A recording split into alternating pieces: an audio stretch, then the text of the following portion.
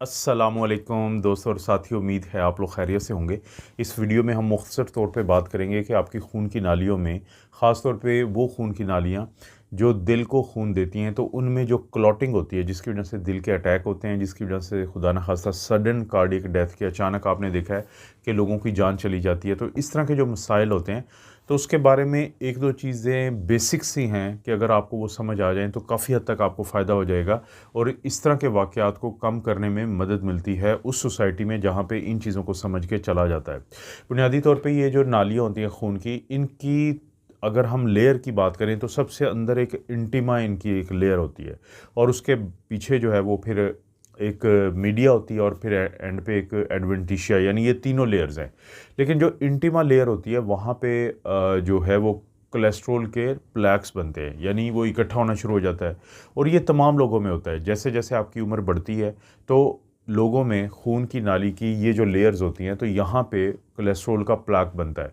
लेकिन जब आपके टेस्ट किए जाते हैं, अगर किसी को कोई मसला, जैसे एंजियोग्राफी का टेस्ट किया जाता है, क्योंकि ये वो टेस्ट होते हैं कि जिसके अंदर आमतौर पे हम ब्लड का फ़्लो चेक करते हैं। लेकिन जब ये प्लाक बनता है या वो जो कोलेस्ट्रॉल इकट्ठा होता है, तो ये क्योंकि एक ख़ास जब तक ये बहुत ज़्यादा ना बढ़ जाए तो खून के बहाव को ये नहीं रोकता, तो इसलिए अक्सर एंजियोग्राफी करवा के भी लोग क्लियर हो जाते हैं कि उनको कोई ऐसा मसला नहीं है। लेकिन अगर आप किसी भी अच्छे कार्डियोलॉजिस्ट को दिखा रहे होते हैं तो वो आपके कुछ ना कुछ ऐसे टेस्ट करवाते हैं, जैसे माइलोपेरोक्सीडेज़ का बेसिकली एक टेस्ट होता है, एक दो और इस तरह के टेस्ट होते हैं कि जिनसे ये पता चलता है कि ये जो कोलेस्ट्रॉल का प्लैक्स है यहाँ पे इन्फ्लेमेशन तो नहीं है, क्योंकि मसला इन्फ्लेमेशन का होता है।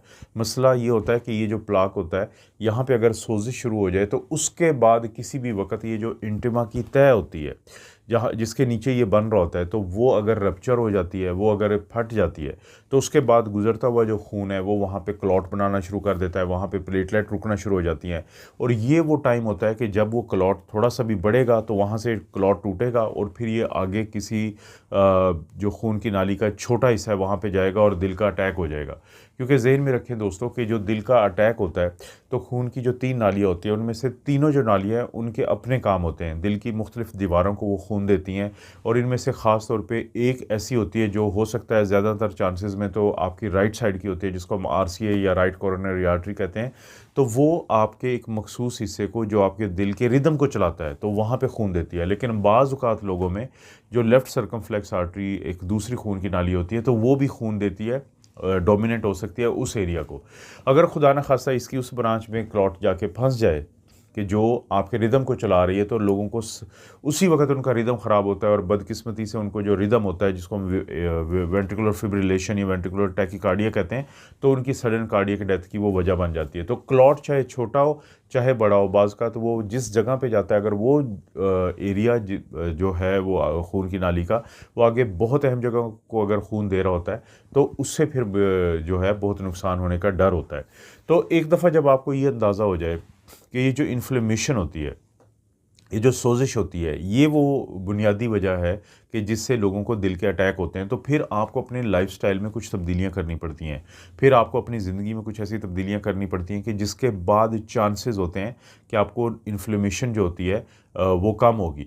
देखिए, अगर आप शुगर के मरीज़ हैं तो हर सूरत अपनी शुगर का कंट्रोल जो है वो बेहतर रखें। इसी तरह से अगर आप हाई ब्लड प्रेशर के मरीज़ हैं, ना सिर्फ ये कि आपको अपना हाई ब्लड प्रेशर को कंट्रोल रखना होगा, बल्कि आप अपने डॉक्टर से जब ये बात करेंगे कि आपको वो दवाई ख़ास तौर पे दी जाए कि जिसका ताल्लुक़ है इस तरह की इन्फ्लेमेशन या सोजिश को कम रखने में, तो उस चीज़ का वो इंतखाब करेंगे। जैसे एस इनहिबिटर एक दवाई होती है, ग्रुप होता है, उसमें रेमिप्रिल अक्सर दी जाती है लो डोज़ पे, ताकि वो इस तरह की कोई भी जो चीज़ें हैं तो उनमें को कम से कम रखने में मदद करे। इसी तरह से अगर खुराक की बात करें तो खाने में सामन मछली आपने सुना होगा, ये फैटी फ़िश होती है, इसका अक्सर हम ज़िक्र करते रहते हैं। तो इसके अंदर बहुत ज़्यादा अच्छी मिक़दार में होता है ओमेगा 3 फैटी एसिड, और ओमेगा 3 फैटी एसिड भी इन्फ्लेमेशन को कम रखने में बहुत ज़्यादा मददगार है। इसी तरह से जब आप सप्लीमेंट लेते हैं तो सप्लीमेंट वो होना चाहिए कि जिसके अंदर नायासिन मौजूद हो। नायासिन के बारे में भी यही रिसर्च बताती है कि आपकी खून की नालियों के अंदर जो कोलेस्ट्रॉल है उसकी इन्फ्लेमेशन को कम रखने में इसका भी बहुत अहम किरदार है। और सबसे आखिर में जो स्टैटिन्स होते हैं, ये वो दवाइयाँ हैं जिनसे अक्सर आपने देखा होगा कि इनके ख़िलाफ़ बहुत वीडियोस बनाई जाती हैं और लोगों को डराया जाता है। देखिए, हर दवाई का साइड इफ़ेक्ट होता है, कोई दवाई ऐसी नहीं होती, ये केमिकल्स होते हैं सारे, इनके साइड इफ़ेक्ट होते हैं और उनको हमने मॉनिटर करना होता है। तो यही जो स्टैटिन्स भी होते हैं, इनके जो 2 बड़े साइड इफ़ेक्ट हैं, उसमें जैसे जिगर को कुछ लोगों में ख़राबी हो सकती है, तो हम एलएफटी को मॉनिटर करते हैं कि जो लोग स्टैटिन लेते हैं तो उसमें हर कुछ महीने के बाद हम एलएफटी का टेस्ट करवाते हैं। इसी तरह ये मायोसाइटस यानी पट्ठों की जो तोड़-फोड़ होती है तो वो करती हैं। लेकिन क्योंकि पाकिस्तान की अगर मैं बात करूं तो लोग जो हैं फिर बहुत जल्दी यकीन कर लेते हैं जब कोई डॉक्टर डराता है उनको। लेकिन मैं दोबारा यही कहूँगा कि हर केमिकल का एक साइड इफ़ेक्ट होता है और उस पे नज़र रखी जाती है और उसको डोज़ को एडजस्ट किया जाता है। वरना अगर इन्फ्लेमेशन की बात करें तो ये जो इन्फ्लेमेशन को कम रखने में जो चीज़ मददगार होती है तो उसमें से स्टैटिन भी एक चीज़ है जिसको लो डोज़ पे दिया जाता है। आपके डॉक्टर लो डोज़ पे देंगे। ना सिर्फ ये कि कोलेस्ट्रॉल का देखिए, अब नायासिन की जो मैंने बात की थी, वो नायासिन क्या करता है, आपका जो अच्छे वाला कोलेस्ट्रॉल है एचडीएल उसको बढ़ा के रखता है और बुरे वाला कोलेस्ट्रॉल जो होता है एलडीएल उसको कम रखता है। इसी तरह से एक और बुरी चीज़ होती है ट्राइग्लिसराइड, उसको कम रखता है। क्योंकि जो कोलेस्ट्रॉल का प्लैक बनता है उसमें ये एलडीएल या ये जो ट्राइग्लिसराइड या कोलेस्ट्रॉल बुरे वाले जो होते हैं उसका किरदार है। और मसला तब बनता है अगर एक कोलेस्ट्रॉल का टुकड़ा वहाँ पे पड़ा हुआ है, जिसको प्लैक मैं कह रहा हूँ बार बार, तो वो नुकसान नहीं देगा। लेकिन जब उसमें इन्फ्लेमेशन शुरू हो जाएगी और फिर वो जब भी कोई चीज़ इन्फ्लेम होती है तो उसके ऊपर की तह के टूटने का बहुत ज़्यादा चांसेस होते हैं। जैसे इसमें क्रैक पड़ते हैं तो उसकी क्लॉटिंग शुरू हो जाती है वहाँ पे। तो नायासिन की जैसे मैंने बात की थी वो इन चीज़ों को कम करता है। तो ये जो स्टैटिन दवाई होती है लो डोज़ की, तो ये भी उस इन्फ्लेमेशन को कम रखने में मदद करती है। कोशिश यही करें, हम नट्स का क्यों कहते हैं आपको कि आप बादाम, अखरोट, क्योंकि उनके अंदर ओमेगा 3 फैटी एसिड होता है। तो खुराक वो उसका इंतखाब करें जिसमें अच्छी चीज़ें हों। डॉक्टर से डिस्कस करके लाइफ़स्टाइल में तब्दीली ये लाएँ कि एक्सरसाइज को करें, अपना वज़न को कम रखें ताकि, और सिगरेट कम से कम पिएँ। बहुत ज़्यादा सन जो लाइट होती है उससे अपने आप को उस सूरत में एक्सपोज़ ना करें कि जब बहुत ज़्यादा सूरज की शुआएँ पड़ रही होती हैं तो बाज़ औक़ात लोग काफ़ी देर धूप में खड़े रहते हैं। तो ये चीज़ें आपके जिस्म के अंदर इन्फ्लेमेशन और स्ट्रेस को बढ़ाती हैं और आपकी खून की नालियों का इन्फ्लेमेशन भी बढ़ने का डर होता है। इस स्ट्रेटजी को अगर आप फॉलो करेंगे तो आप अपने दिल की खून की नालियाँ जो है उनको साफ़ रखने में ये काफ़ी मददगार होती हैं और काफ़ी फ़ायदा देती हैं। दोस्तों, आपको पता है मैं इस तरह की वीडियोज़ बनाता रहता हूँ। वीडियो को लाइक करें, चैनल को सब्सक्राइब करें।